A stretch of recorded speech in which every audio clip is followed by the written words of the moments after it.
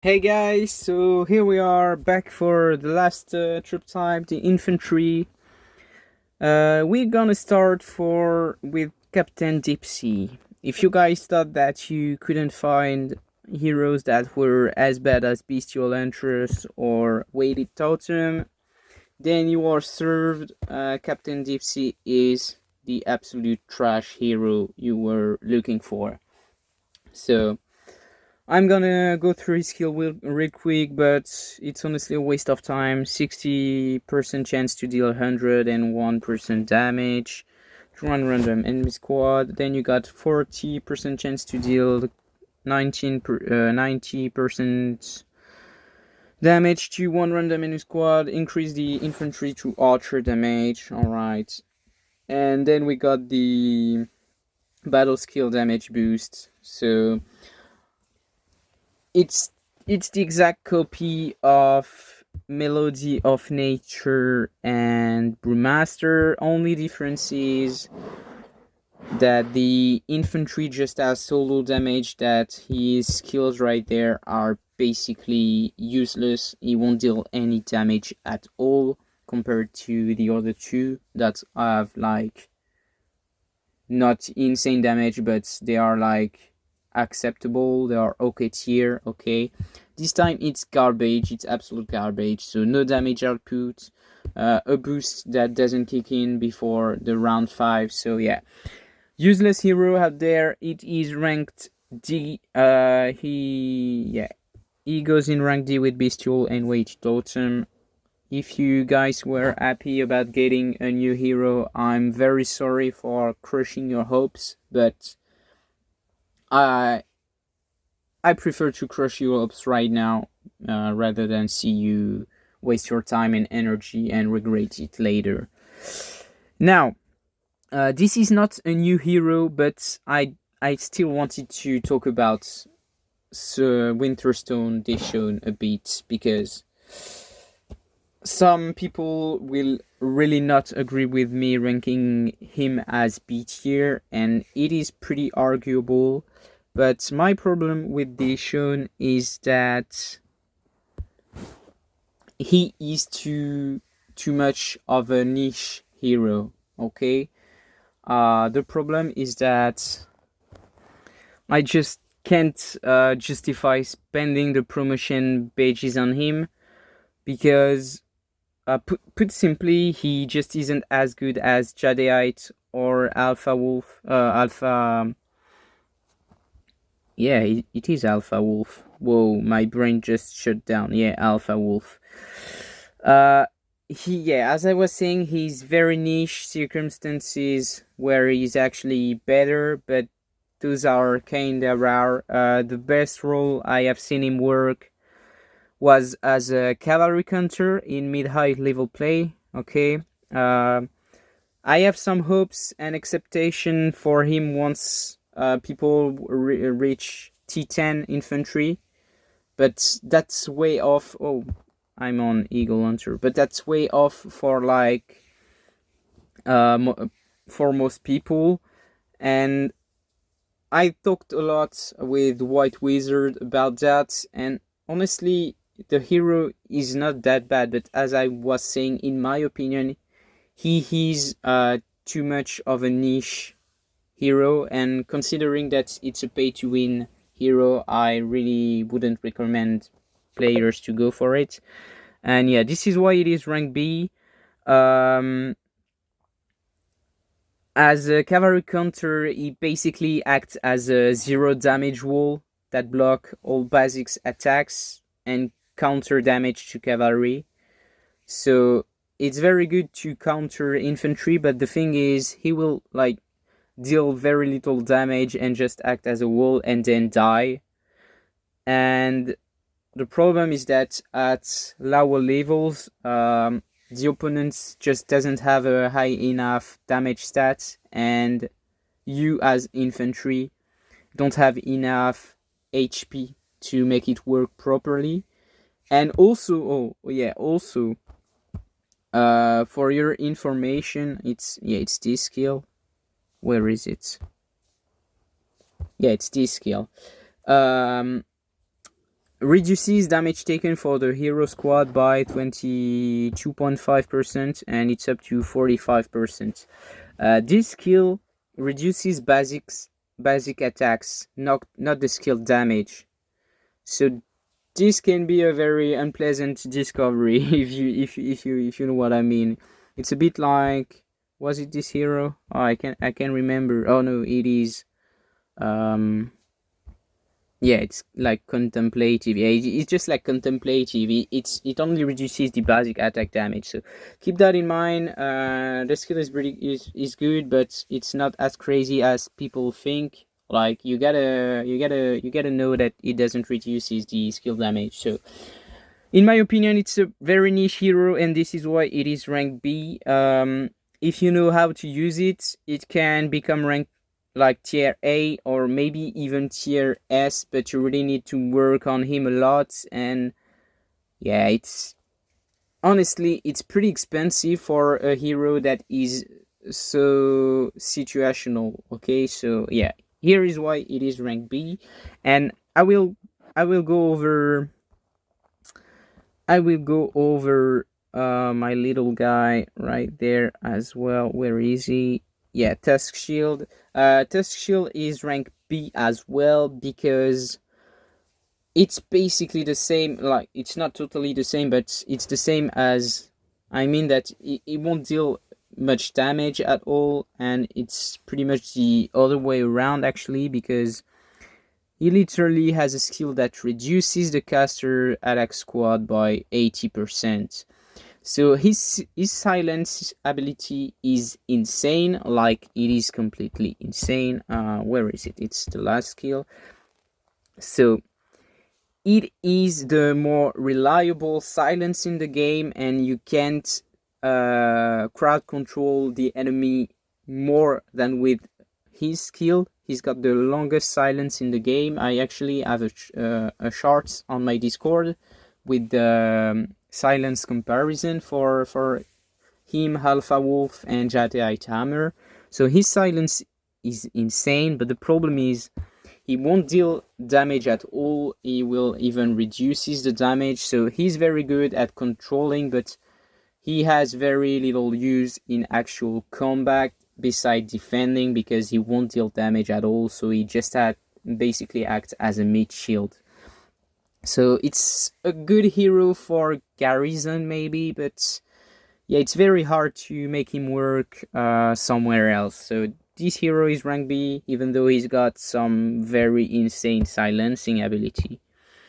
And I thought it was a good thing to display, because I know that I really sell the control abilities a lot, and this is also why, like, before the new heroes, I was promoting Alpha, Jadeite, and so to set up a lot, and a lot of people just followed this and didn't try to understand anything and stuff like that. So here is like Tusk Shield is the perfect example of why you gotta understand game mechanics and just not like, okay, silence is OP, I'm using infantry, the hero increases defense is insane for infantry. Yeah, all that is true, but in actual combat there are other things that you gotta take into account, and all these things make it so Tusk Shield become tier B. So yeah, with that in mind, let's go to War Drummer. So War Drummer, if you have issues with the liability, with the consistency, this hero is made for you. He basically is the sole hero who has 100% chance to trigger a skill, and yeah, this one deals 60% damage to one random enemy squad and weaken enemy. By 20%. So the skill will trigger a lot, which is very interesting. It's also almost certain weakening that will get applied. You gotta understand one thing, actually. It's 1% chance to deal 60% and weaken and stuff like that, okay? But don't forget that the enemy can have abilities to dodge and stuff like that, like from contemplative or some research or even beast kill or whatever. So it doesn't mean that you will always hit with this skill, okay? So if the skill is like 8 round, don't think that you will use this skill like 100% chances of the time, okay?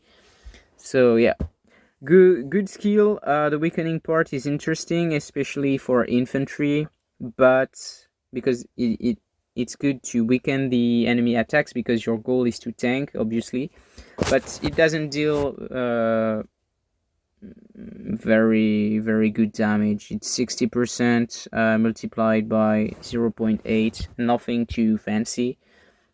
My bad. Then you got the second skill, 30% chance to deal 210% damage to one random enemy squad and reduces received damage from archer by 12%.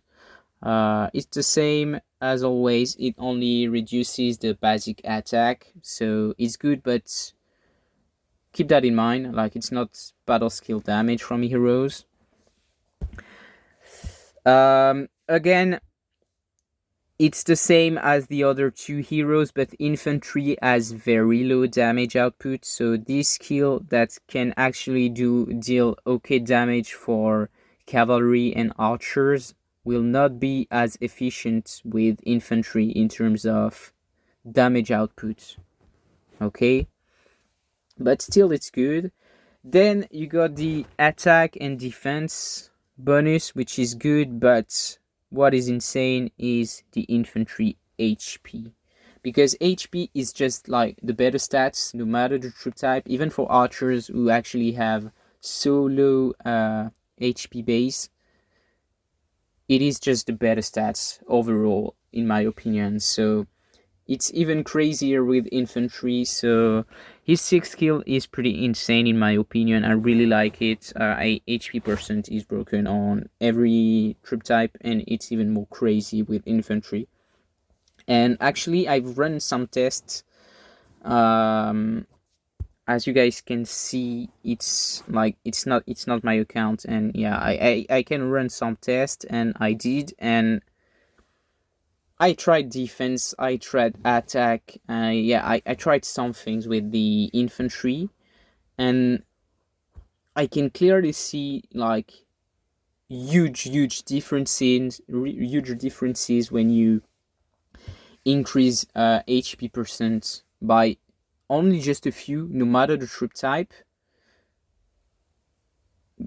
And it's even crazier on infantry because obviously the base stat is higher. But like if I increases the attack of archers by a bit, it doesn't scale just as good as well as the HP on infantry. And as I was saying, as I tried to run like very high damage oriented infantry, I also tried to run very defense oriented infantry. And overall, the best results I've got in PvP is to be like just the beefiest possible with the HP. So I'm not telling you to go all out and just increase the HP, but what I'm telling you is that from my tests, this is what works the best for infantry. Again, you will want the attack because you want to kill enemy troops. You don't just want to tank. Because imagine you want to plunder someone, you want to kill troops. Imagine you want to deal damage to the barbarians, you will want to have damage output. So you obviously can't just focus on one thing, but what I'm telling you is that the HP percent is what works the best in PvP. So yeah. And lastly, same skill as the others, but this time we got the boost from round 1. Yeah, guys, starting from round one.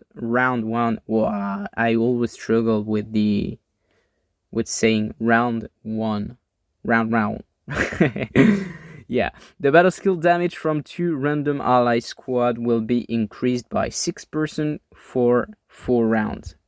So, guys, explain to me, like developers, explain to me why on the 2 other troop types the skill triggers from round 5, and here we got what we wanted and it triggers from round 1. Um, my own explanation for that is that the infantry damage is so low that they wanted to balance it with triggering the damage skill earlier, which totally makes sense. But honestly, I think they balanced it well by doing that, because the attack of infantry is just so low to begin with. So it increases a bit the fact that like this skill will deal much less damage than with the other troop types. So yeah, I find it interesting. I think it balances it all, but still it makes you wonder like why the difference to begin with. It's very easy to justify, as I just said, but yeah.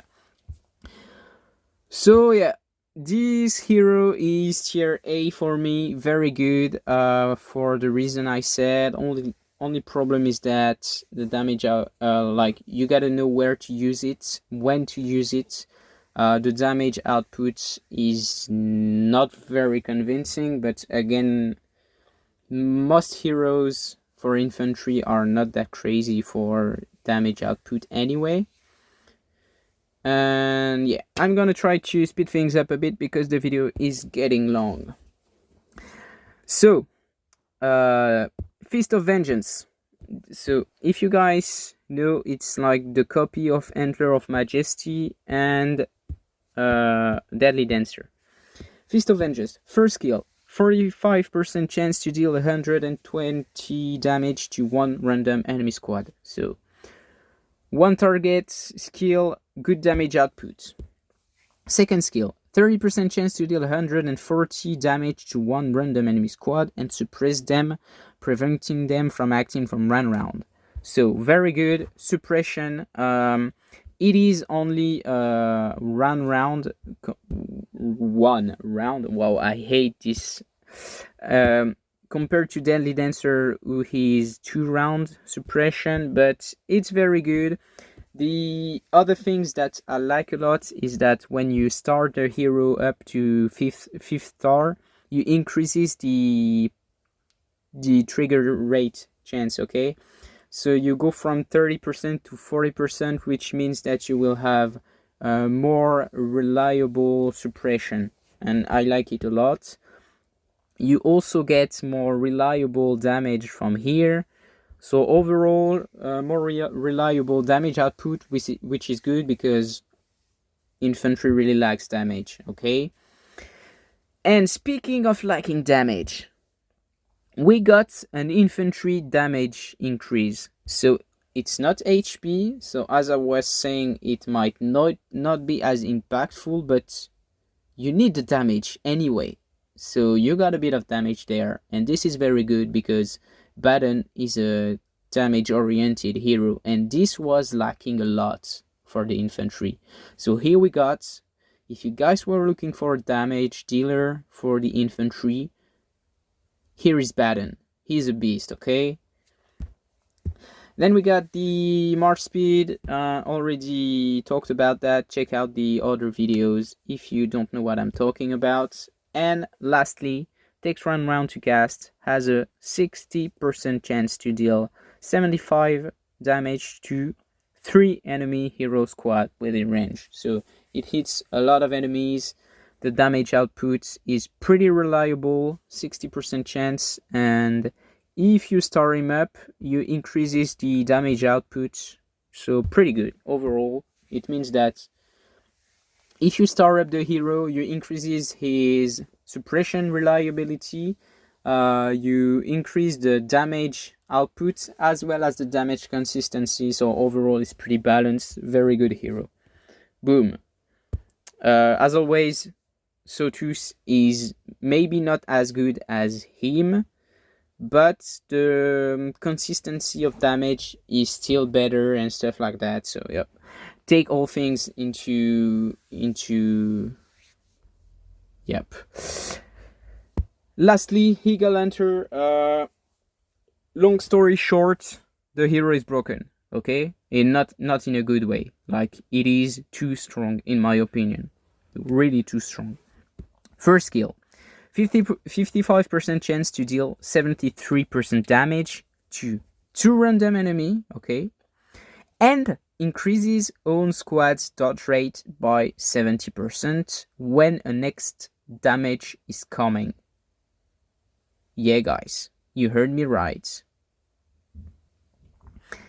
Actually, I just noticed one thing. It is written target 3 random enemy squad within range, and here when you read, it is written damage to 2 random enemy squad within range. So I haven't bought the hero. It might need some testing. Maybe with the increase in stars. No, well, I don't know if it's a bug. I don't know if it's a problem of translation or whatever. But I will hit the devs up. I just noticed actually. So this skill is very good. It is insane because the damage output is honestly pretty good, and on top of that, you got a dodge rate increases. So insane skill. Second or fifth, has a 65% chance to attack 3 times, with each strike dealing 55% damage to 1 enemy squad within range.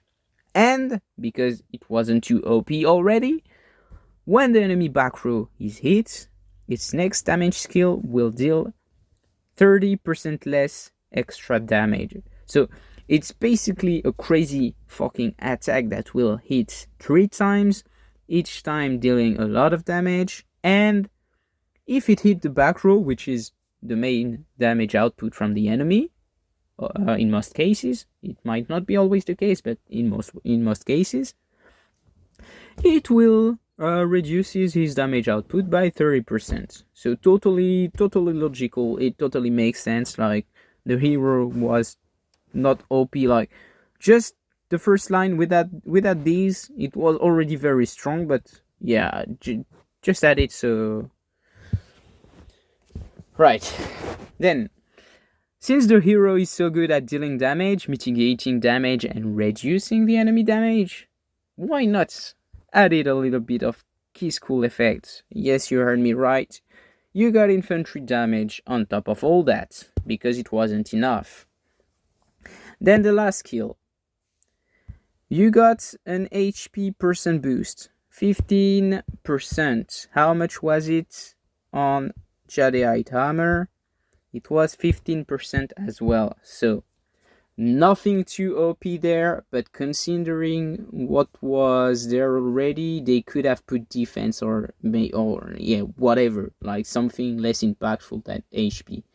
Still, they went for HP. Why not? After all, it's a pay-to-win hero, but it was already goddamn broken. Anyway, last skill deals 81% damage to all enemy squads. Yeah, all enemy squads. I'm flabbergasted. Yeah, in round 2, 4, and 6. That's what I was saying about Deadly Dancer. It is round 2, 4, and 6. With infantry, it is very likely that you will go to round 6 in PvP. So the skills are going to be used anyway. In PvE, it will also be used. And it deals damage to everyone, which is very good. So overall, the skill is insane. And because why not? I mean, after all, it's already broken, so let's add something else, right? Here you go. If you are running Archer, guys, attach your shield belt because you are going for a bad trip, okay? For enemy Archer squad, the damage will be doubled. Yeah, you heard me right. For the enemy archer squad, the damage will be doubled. So basically, what you gotta keep in mind is that if you're facing Talon, you are pretty much fucked. Okay, the hero is very strong. It is even too strong, actually. If I had to create like a category, a tier above S, Talon would probably be the best candidate. Some heroes might be good, like Roller is another pay to win hero, and he's very good in some ways. And the new heroes like Bad and Feast of Vengeance, like Deadly Dancer, stuff like that, they are very interesting. But Eagle Hunter Talon is just, he's just the real deal. The next level is just on another planet. This hero is just too good. So yeah, guys, if you got the money, don't hesitate. It's only $1,500 broadcast scenarios, as I calculated in the last pay to win hero. So yeah, 150. Whoa, my brain is burning. I'm gonna read it. Okay, and the dollar sign. So yeah, maybe.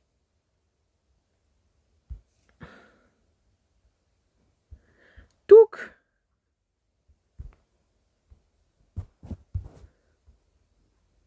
Yeah, anyway, it's fucking expensive, but if you got the money, don't hesitate. The goal is that you have fun and you enjoy it. So this hero is very great. It's above great, actually. So yeah, I think we've got it all. Yeah, we did every hero. So I hope that you guys enjoyed all the tier list video. I'm sorry the last one is a bit long. I told you guys that I was going to do 10 minutes video, but I'm a bit slower when it comes to English. Still, I hope that you still are watching the video even though it's so long.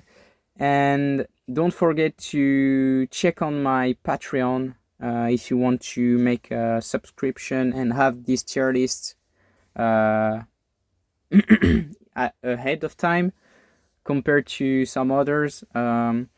Tier 1 Patreon, on my Patreon page you have multiple types of subscription, and each subscription has some advantages. And if you want to have some information ahead of time, I suggest that you go for tier 3, which is the one with the most advantage. Actually, if you're tier 3, you basically have all the advantages you can have.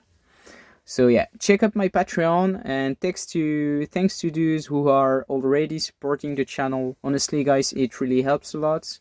I can't thank you enough. And for those who don't, but help sharing my works and stuff like that, it also helps a lot. And I thank you all very much. It's even like just sharing my works really helps a lot. So thank you all for supporting me. And yeah, catch you later for some other videos. Hope you have a nice day, guys.